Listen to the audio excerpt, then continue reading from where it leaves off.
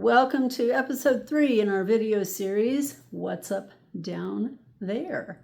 Today's video is going to be about the pelvic floor and Kegels.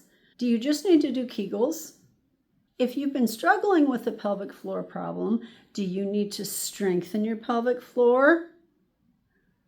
Or do you actually need to relax it instead? That's what we're going to talk about in this video. Is it all about strength or is it about relaxation? And how can you know which one you might need? If doing Kegels hasn't worked for you, don't worry, you are not alone. And you actually might be doing more harm than good. Here's why. In my practice, I hear people say all the time, "Oh, I'm doing Kegels and I'm still leaking. How many more Kegels do I need to do to get better?" Well, let's talk about what Kegels are and what they aren't, and perhaps why they might help or why they might not be so helpful. Did you know that Kegels were actually created back in the 1940s by, Dr. Kegel, as one tool, one part of a comprehensive rehabilitation program for women after childbirth. Over the years, that comprehensive rehab program has shrunk down to the Kegel, one exercise, usually done in one position, to treat pretty much any kind of pelvic floor condition for pretty much anyone. That's not rehab. That's one exercise that we are trying to fit to do one thing for everybody. And it doesn't always work. You see, if you really do need pelvic floor strengthening, the Kegel is a good start. It's one part that maybe you do need to add to your training or retraining program. But what if the opposite is true? What if your pelvic floor doesn't really need strengthening? What if it's already strong, but you're still having problems? Why would that be? Isn't it all about strength? No, it is not. You see, what I find a lot, and many of us pelvic floor therapists find, is that often people have sufficient strength, but they're not using their muscle correctly. That is a coordination issue. Your pelvic floor is not working well with either your diaphragm, your abdominals, or the rest of your body, which leads to dysfunction. Strengthening it, all you're doing is adding more strength to an already dysfunctional movement pattern, and you're probably not going to end up where you want to be and not solve your problem. Do you have an overly tight pelvic floor, which actually could be a weak pelvic floor? What? Okay, let me say that again. Do you have an overly tight pelvic floor that actually is weak?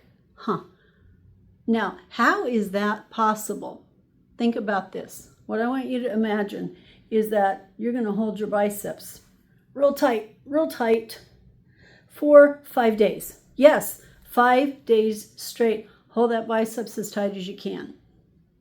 Great. Now relax it.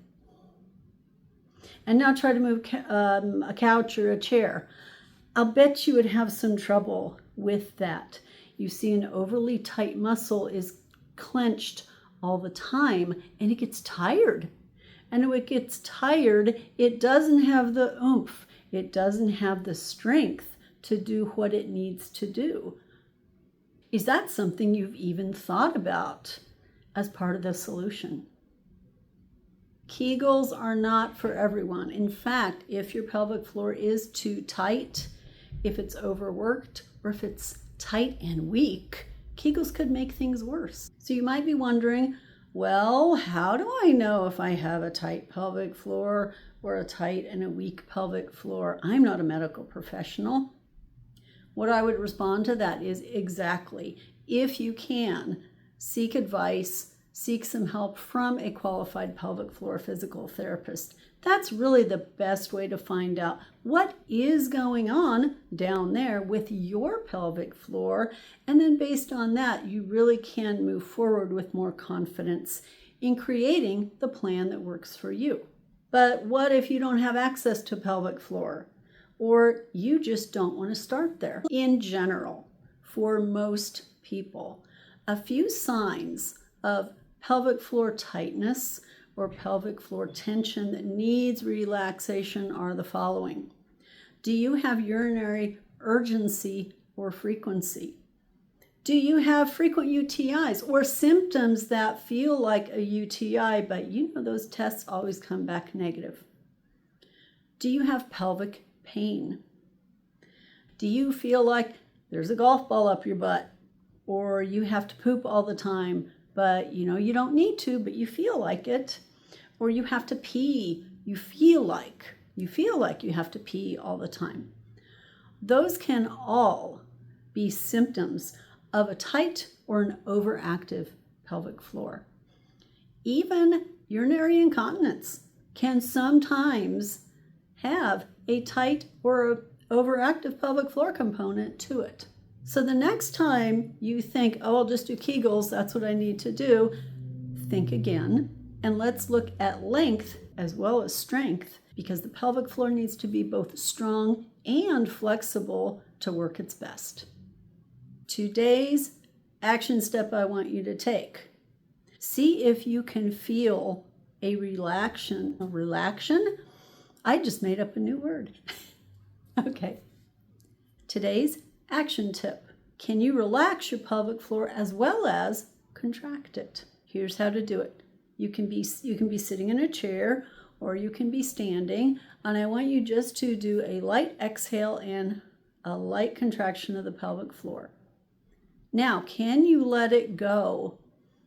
Can you let that pelvic floor widen and relax a bit without it, boom, flopping?